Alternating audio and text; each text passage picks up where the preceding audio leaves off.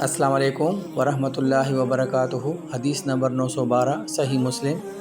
حضرت ابو ہریرہ رضی اللہ تعالی عنہ سے روایت ہے کہ رسول اللہ صلی اللہ علیہ وآلہ وسلم نے فرمایا، جس نے مجھ پر ایک بار درود بھیجا، اللہ تعالیٰ اس پر 10 بار رحمت نازل فرمائے گا۔